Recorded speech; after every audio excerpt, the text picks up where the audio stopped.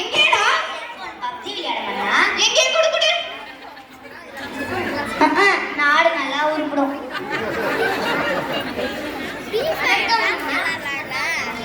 பிரபலமான சுபாகுரு செல்வன் கண்பனை உரிமையாளர் வந்துள்ளார். வளர்ச்சல் அப்படியே ஆகட்டும் மன்னா. விளையாட கூட நிம்மதி இல்லை.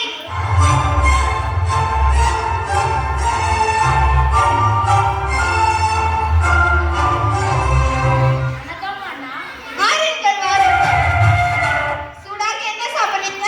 எதுவும் வேண்டாம். தாங்கள் வந்ததின் நோக்கம்? மன்னா, எங்க பிரபலமான டுபாகோ கம்பெனி சிக்ஸி மாம்பழை உங்க நாட்டை அறிமுகப்படுத்த பெர்மிஷன் வேணும். நீங்கள் எதையும் என்ன மன்னர் வைத்துக் கொள்ளுங்கள்.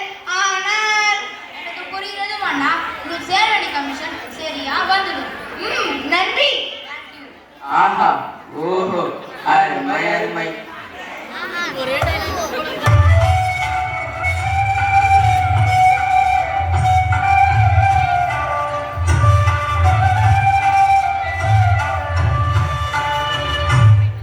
மன்னா மன்னா, என்ன? இந்த பிள்ளையின் நிலைமையை பாருங்கள். இருக்கின்ற பிரச்சனை பார்த்தாதா இது வேறொரு புது பிரச்சனையா? ஆமாம், இவனுக்கு என்ன ஆயிட்டு? போனே இல்லாமல் கையில் போன் என்பது ஒன்று விளையாடி கொண்டிருக்காரே. நான் கேள்விப்பட்டது வரை இவள் இரவு பகலும் ஓயாமல் செல்போனில் விளையாடியதால் என் மனநிலை பாதித்து விட்டது மன்னா. அப்படியா? ஆமாம், இந்த செல்போனை வைக்க வருகிறதான் என்ன? அமைச்சரே, கூறுங்கள் உங்கள் கருத்தை. மன்னா, இலவசமாக வழங்க இன்டர்நெட் சேவை கட் பண்ணினால் என்ன? அப்படியே உன்னை துரத்தி விட்டால் என்ன? ஆஹா ஓஹோ அருமை அருமை. மன்னா, செல்போனை பிடுங்கி குப்பையில் போட்டால் என்ன? அப்படியே உன்னை மாறி குப்பையில் போட்டால் என்ன? ஆஹா ஓஹோ அருமை அருமை. அண்ணா, உங்களால் செல்போன் இல்லாமல் வாழ முடியுமா? கடினம்தான். யாருக்கு? யாரடாங்க? வணக்கம் மன்னா. அழைத்து வாருங்கள் தெனாலிராமனை. அப்படியே ஏன் தெனாலிராமன், நாங்களே கருத்து கூற சொல்லாமே. உங்கள் கருத்தா? ஆஹாஹா, அது சிந்திக்க அல்ல சிரிக்க.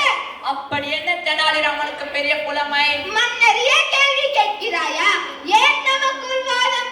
தெனாலிராமனிடம் 10 கேள்விகள் கேட்போம். அதற்கு சரியாக பதில் கூறிவிட்டால் அவரே அறிவில் சிறந்தவராக ஏற்றுக்கொள்ளலாமா? அப்படியே ஆகட்டும் மன்னா.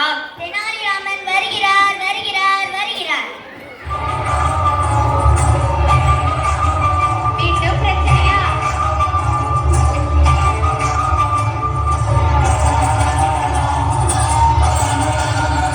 வந்துட்டாயா வந்துட்டா.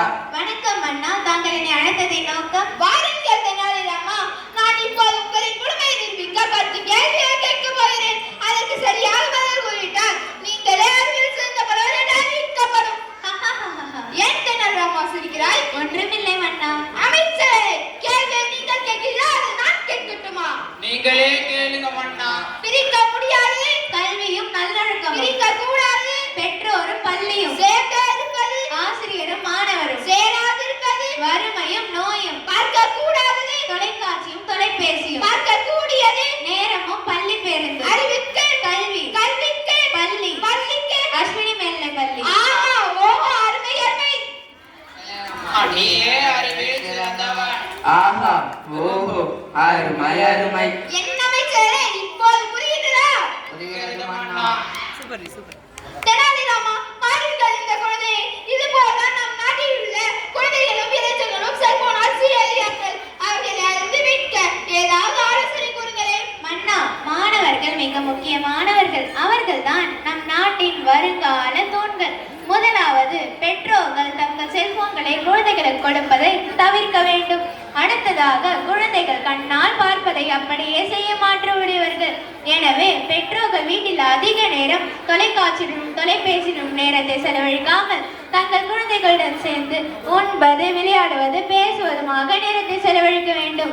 குழந்தைகள் போனில் விளையாடாமல் கண்டிப்பாக 1 மணி நேரமாவது ஓடி ஆடி விளையாட வேண்டும். இன்றைய சூழ்நிலைகளில் போன் இல்லாமல் இருப்பது கடினம்தான். உங்களால் முடியுமா மன்னா? கண்டிப்பாக முடியாது. இருந்தாலும் முயற்சி செய்கிறேன். சரி சபாஷ், சரியான ஆலோசனை. தெனாலிராமா, நீ என் கண்ணை மட்டுமல்ல நம் நாட்டில் உள்ள அனைவரின் கண்ணையும் தெரிந்துவிட்டாய். நம் நாட்டில் உள்ள அனைவரும் தெனாலிராமன் கூறியதை கடைபிடிக்க வேண்டும். செல்போனை தேவைக்கு மட்டும் பயன்படுத்த வேண்டும். இதுவே என் கட்டளை. என் கட்டளை சாசனம்.